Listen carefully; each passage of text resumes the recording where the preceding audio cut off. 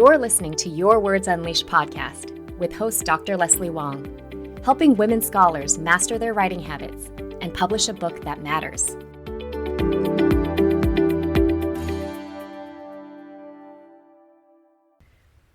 Hi there, writers. I hope you're taking some very necessary time off and that you're letting your mind and body relax and unwind after the craziness of the semester. Right now, I'm visiting my family in California, so I've decided to re-release the very first episode of my podcast. It also happens to be my most listened to episode of all time. For those of you who started tuning in later, I introduce myself and explain why I became a book writing coach. I also talk about how your thoughts and mindset influence your writing and give you an exercise that will change the way you think about your own possibilities as an author. It's really fascinating because I recorded this episode back in January of 2022. And at that point, I had no idea I would be leaving the academy at the end of summer and going full-time with my coaching business. I didn't know I would run 2 successful coaching groups for first-time women scholarly authors, work with 35 private clients from 5 different countries, and give 7 different writing workshops for faculty at various universities. I also had no clue I would be embarking on writing a 3rd book to be published by a university press that would draw upon all of my experiences as an academic and a life and writing coach. It is incredible how much can change in a year, and I am so curious about what 2023 has in store. So let's take things back to the very beginning. Here's episode 1 of my podcast, Write Your Book Faster with These 3 Thoughts. Enjoy, and happy holidays. Welcome to the very first episode of Your Words Unleashed podcast. I'm so excited to be here with you, sharing everything I know as a book author, writing coach, and publishing strategist. Find the full transcript for this episode at yourwordsunleashed.com/1. Today, I'll walk you through how your thoughts about writing can either help speed your manuscript along or slow you way down. I'll also introduce you to some empowering beliefs that will help you produce quality writing with greater ease and satisfaction. But before we get into that, I'd like to share a bit about my story and the reasons why I decided to create a podcast to help women scholars like you who want to write and publish your first book. We academics know the power of research and how it can transform the ways people think and behave. By now, you've likely invested years into your project, and your ideas are ready to be unleashed into the world. You truly deserve to be a powerful agent of social change. But you might be swamped with so much work and extra personal commitments that it can feel downright impossible to carve out the time and mental energy you need to write your manuscript, let alone to fully enjoy your life. I started this podcast because I've been there. So a little bit about me. I'm a sociologist and feminist ethnographer who's published 2 books with university presses. My first book, Outsourced Children, Orphanage Care and Adoption in Globalizing China, was published by Stanford University Press in 2016 and came out of my dissertation. Although publishing it was a happy event, by the time it came out, I was utterly exhausted from writing it, which I can only describe as an incredibly drawn-out, frustrating, and isolating experience. As a first-time author fresh out of grad school, I was clueless about the publishing world and plagued by self-doubt and perfectionism. Due to fears of being judged, as well as having to uproot my life 3 times in 4 years for different professional positions, I held on to my manuscript for much longer than necessary. And looking back, what was even worse was that down deep, I believed I had to sacrifice my own personal happiness to get it all done. So for my second book, Chasing the American Dream in China, Chinese Americans in the Ancestral Homeland, which was published by Rutgers University Press in 2021, I vowed to do things very differently. So I applied lessons that I learned the first time around and didn't put the rest of my life on hold while I was working on the project. In fact, over the course of writing my manuscript, I received tenure, completed a 9-month-long life coaching certification program, got married, and had a baby. Now, this wasn't a super simple or linear path, but ironically, because I was doing so many things that meant a lot to me personally, my writing also felt more intentional. In the end, I enjoyed a much smoother process that led to fairly quick publication with a press that worked hard to meet all of my needs. Over the course of my career, I've seen too many deserving scholars, especially women of color and first-generation folks, not attain professional opportunities or get tenure because they weren't able to get their book out. And not only does the academy and future generations of students lose out on their unique talents and abilities, but their groundbreaking ideas also never find an audience. And I want to change all that. Writing your first book is no easy feat, in part because it's a huge undertaking that you've never accomplished before, and because there's no centralized place to find out the information you need to publish your manuscript once you've written it. The world of academic book publishing can be opaque and difficult to navigate. The lack of useful information gathered in one place means that everyone must learn through trial and error. But I'm a strong believer in not reinventing the wheel. If you're anything like I was at the beginning, you've spent many frustrating hours reading through different university press websites or asking friends, mentors, and colleagues for their advice about publishing. You've probably also found that their advice tends to conflict and their paths to publication wildly differ from one another. And this forces people to figure out the process on their own. And if you don't have the time, energy, or resources to do so, it's easy to give up your dream entirely. My hope is that this podcast will serve as a hub of helpful information, practical advice, and useful strategies for first-time academic authors. My other goal is to help you find ways to write your book with more ease and joy, and that these good feelings will spill over into the rest of your life as well.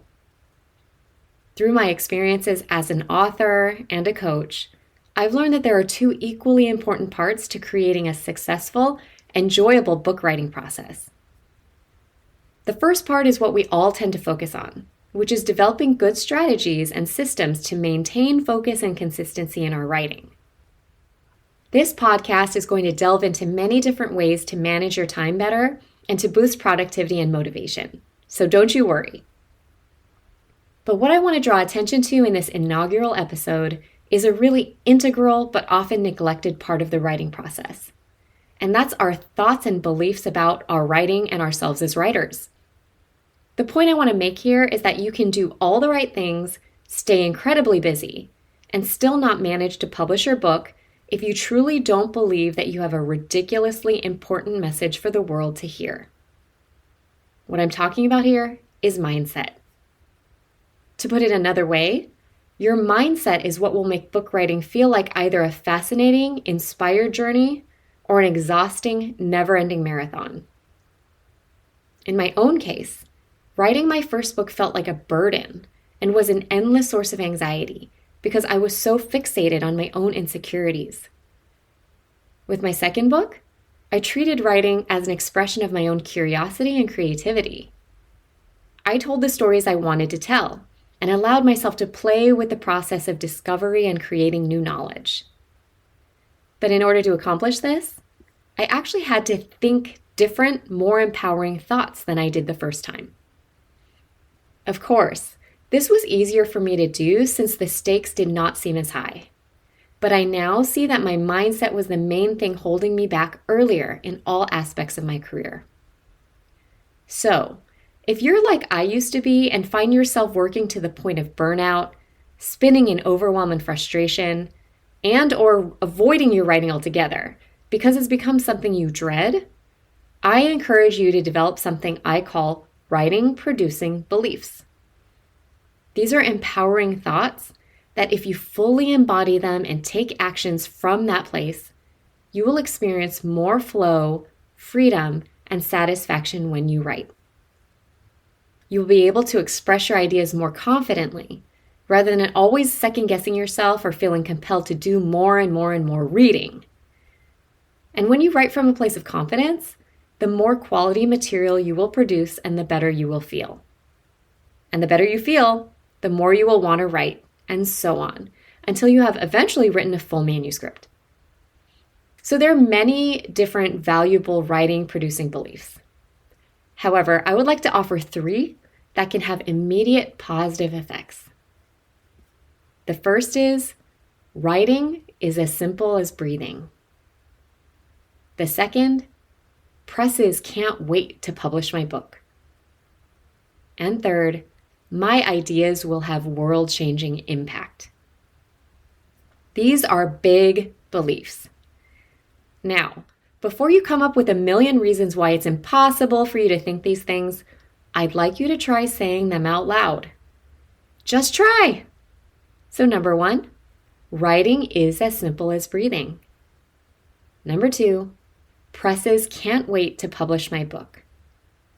Number 3, my ideas will have world-changing impact. And notice how your body reacts. Did something inside of you relax a little? Do you feel more expansive? Next, allow yourself to consider what might happen if these things actually were true. What if writing did come to you just as naturally as breathing? What if multiple top-tier presses couldn't wait to get a hold of your manuscript? What if the world needed your ideas to start transforming for the better? What would you do differently? What actions would you take? Feel free to jot down your ideas. You can also do an experiment and compare this to how you feel when you're consumed by the far more common self-defeating thoughts that run through our minds when we write. These could include things like, you don't have anything worthwhile to say. Other people are so much smarter, work so much faster, or are so much more productive than you. Your book could have been published already if you managed your time better. Or my favorite, because it used to be one of my mantras, writing is so hard and I hate it. So whether these beliefs exist on a conscious or subconscious level, they keep you small and prevent you from releasing your ideas into the world. They are so demotivating and disruptive that some authors give up their writing dreams altogether. So, the next time these thoughts arise, pay attention to how they make you feel and the actions you take as a result. Even if you do manage to continue writing, I would bet money that it is not fun and takes you twice as long to accomplish anything. The trick to tapping into the magic of writing producing beliefs is being consistent in thinking and implementing them. And if there are others that resonate with you more, use those instead. But to take full effect, they need to become second nature because you can't expect anything to change if you only think them once. Research suggests that practices take at least 21 days to become habits. So I challenge you to add think writing producing beliefs to your to-do list for the next 3 weeks. If you begin each of your writing sessions this way, you may be amazed at how much better you feel and what you're able to achieve.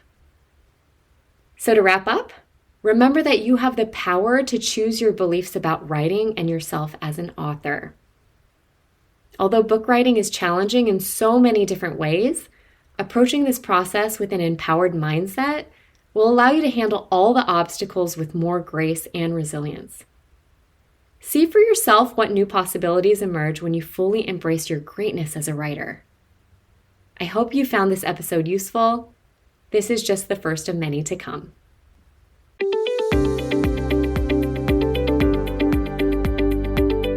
Thanks for tuning in to Your Words Unleashed podcast. If you enjoyed this episode, please share it with other writers or leave a rating and review. To find the full transcript and catch all the latest from me, check out my website, yourwordsunleashed.com. I'll talk to you next time. Happy writing!